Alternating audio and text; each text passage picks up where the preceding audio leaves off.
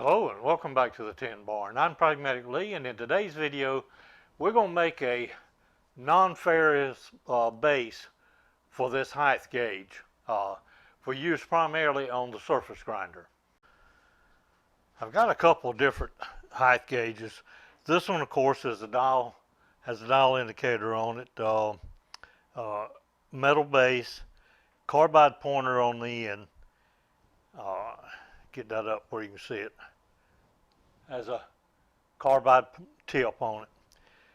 This works extremely well for using the surface plate here and laying out lines on work pieces.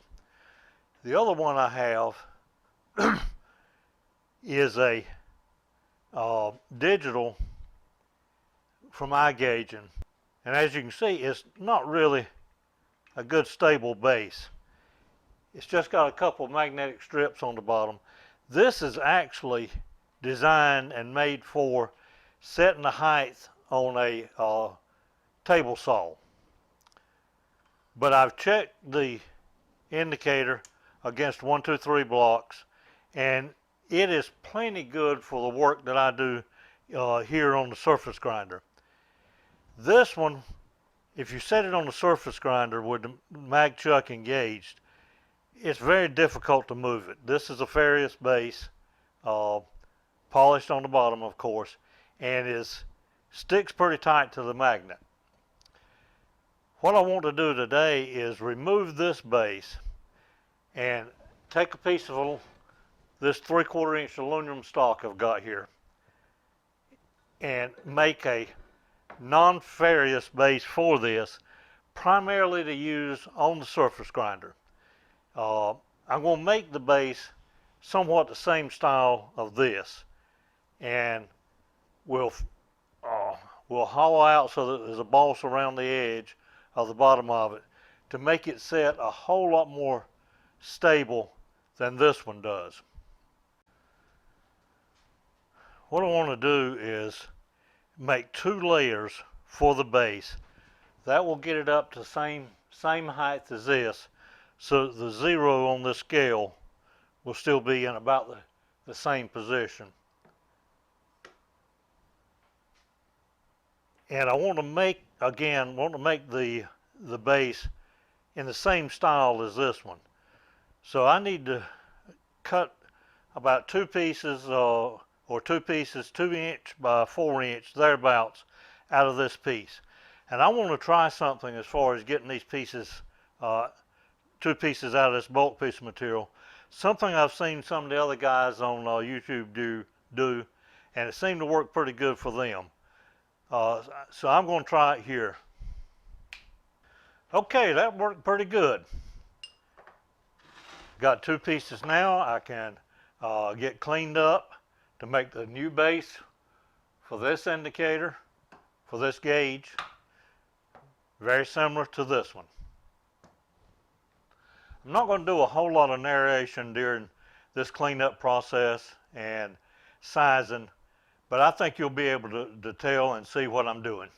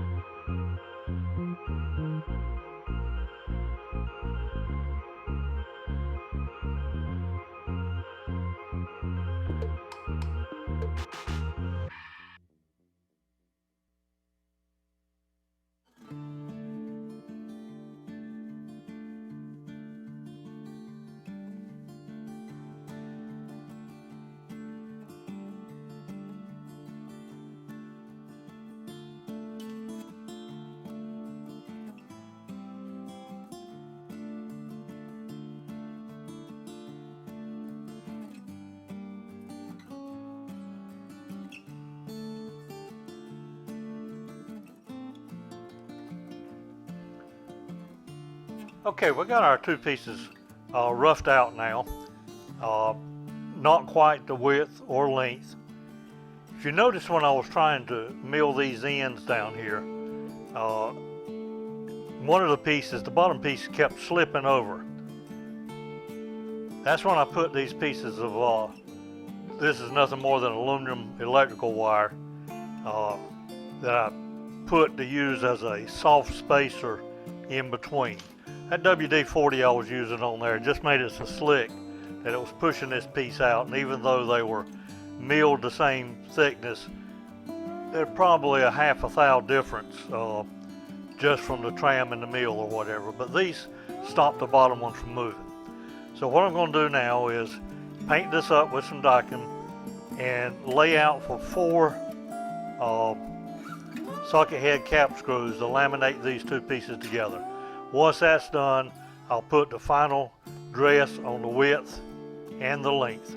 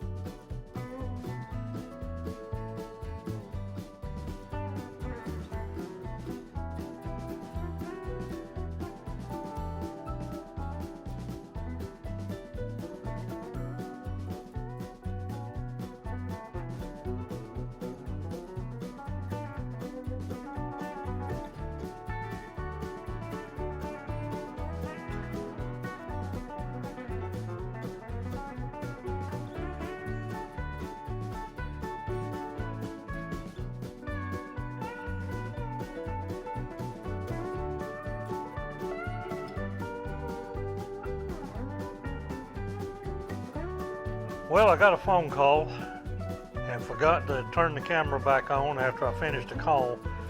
But after I went through with the tap drill for the 1/4-20, I followed it up with this clearance drill, which has a flat end on it. I ran that clearance drill 3/4 of an inch deep, just to clear the top piece. Then I ran this 3/8 inch counterbore drill, which also has a flat end to it. Ran that in 450 thousandths deep. And what that will do is give clearance up here and threads through. What I didn't get on the camera was the last step. I went back through with this 1/4-20 tap and power tap the bottom holes. So now I think what I'm going to do is put some Loctite, or this is Permatex brand, some thread lock, on each of these 4 holes and put the pieces together.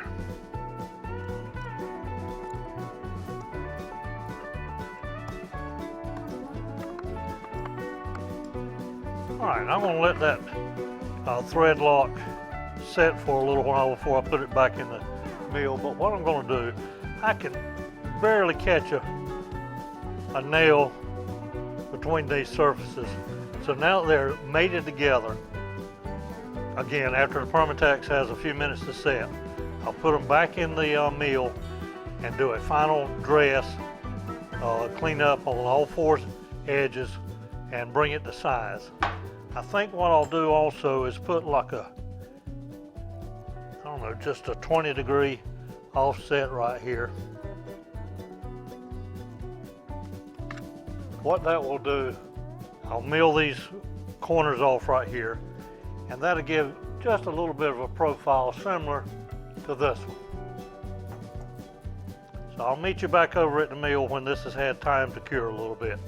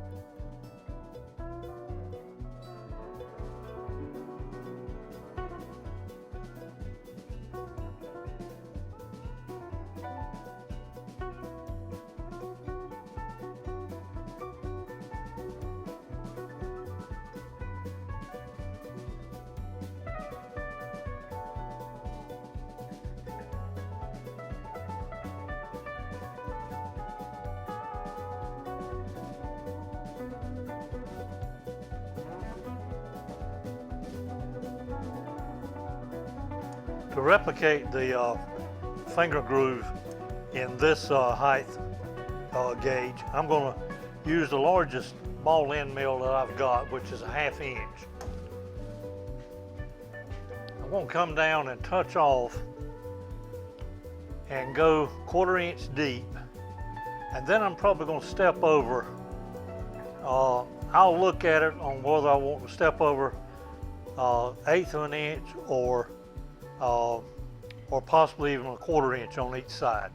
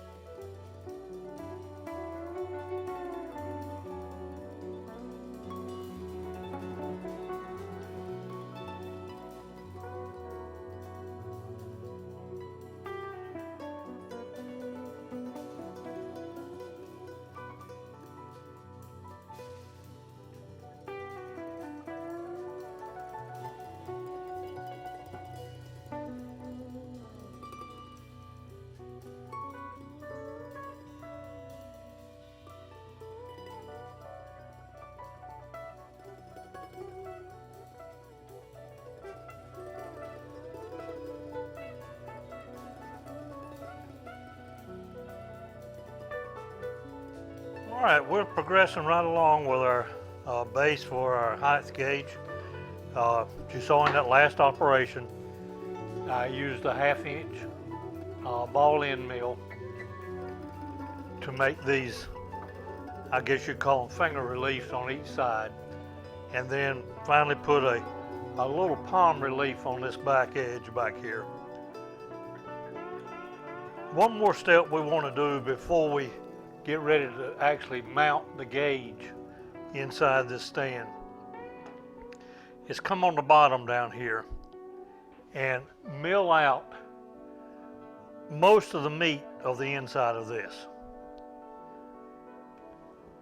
Make it something similar to this so that we've only got the outer surfaces reaching or touching the, in this case, the mag chuck.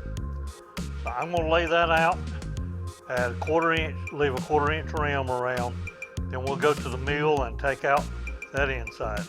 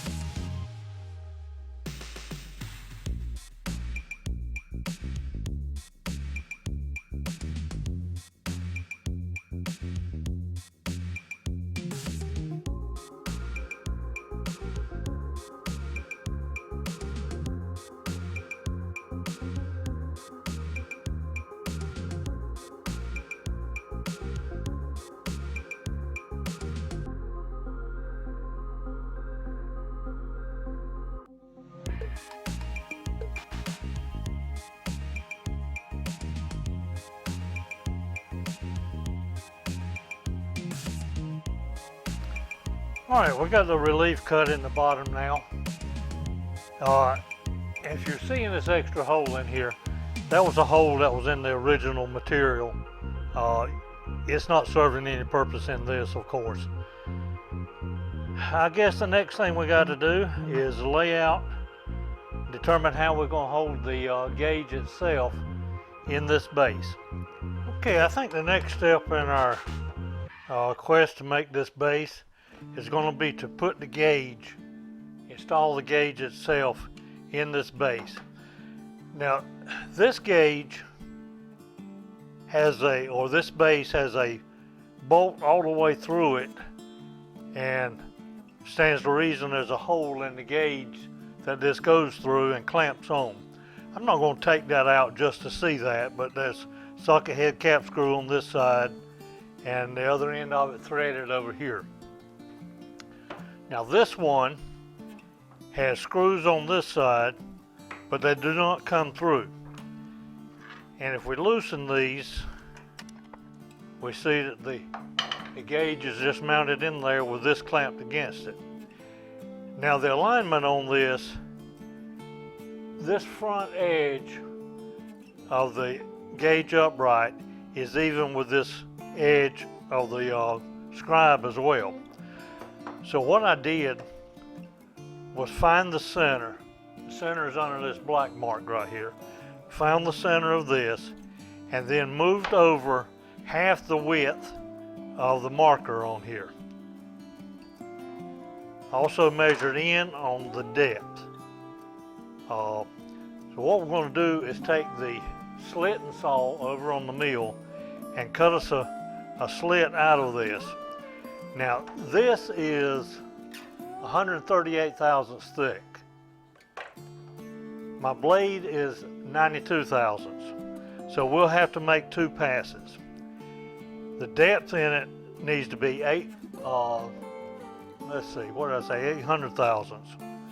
And that's all that this will do. This would do 810 thousandths, but not much more than that. So we'll be coming right up close to the edge of this R8 insert here that's holding the slit and saw.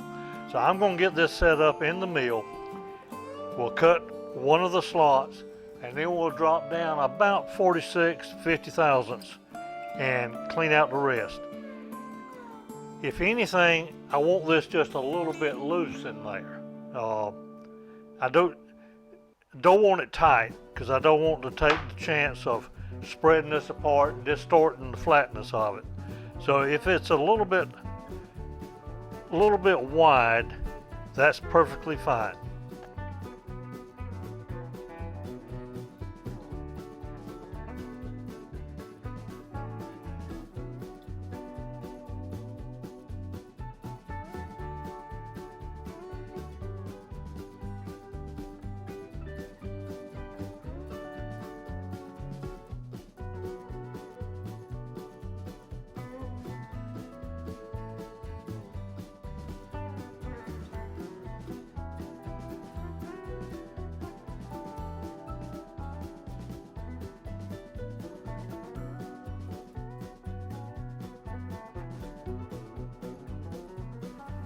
Okay, I'm going to carry this back to the workbench and determine where I need to put the holes in this for the clamping bolts. I think what I'm going to do on this, since there's not enough room on this to countersink a head, and that would only leave 2 or 3 threads, I think I'm going to use some grub screws or set screws in these. So I'll come right back in just a second with the layout. Alright, we're going to use the edge finder, find the edge here, come in half the width of the gauge, which was 800 thousandths, so we'll come in 400 thousandths. Then we'll also find the edge here and evenly space 2 holes. There'll be 3/8 of an inch from each edge.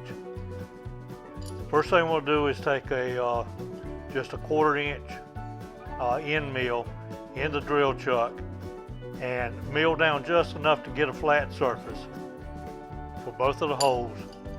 Then we'll drill it for the 1/4 20, taper tap, and then the bottom tap.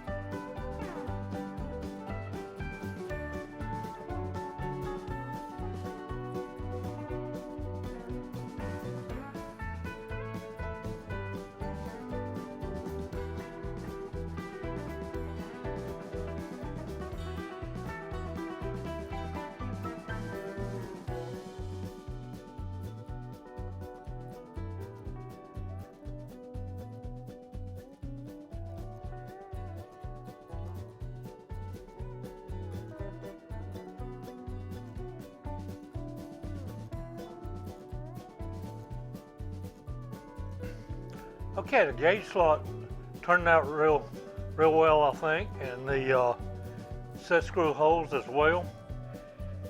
This would probably be perfectly fine to use like it is, but there's some scribe marks in the top that pretty much would drive my OCD crazy if I didn't do something about cleaning them up.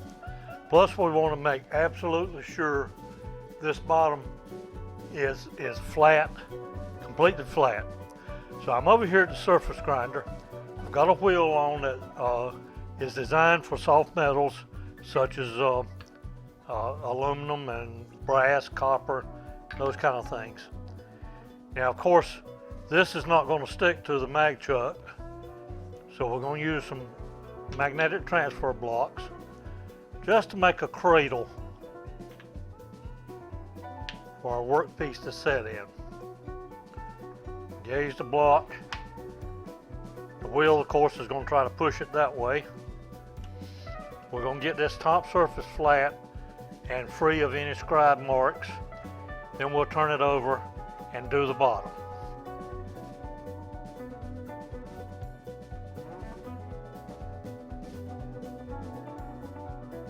Okay, I'm going to pause right here and put a dress on this wheel. I'm not pleased at all with that surface it's leaving.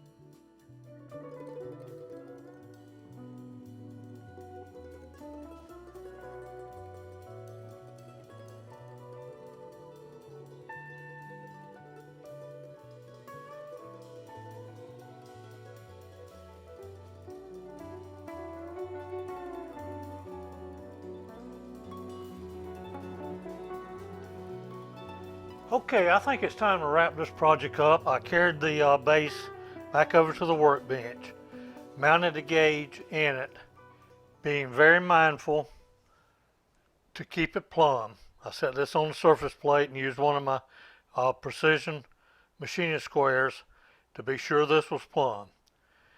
And again, the purpose of making this non-ferrous base was, let's say I got a piece clamped down to the mag chuck in a surface grinder. I can bring this over here, set it in place, zero it out,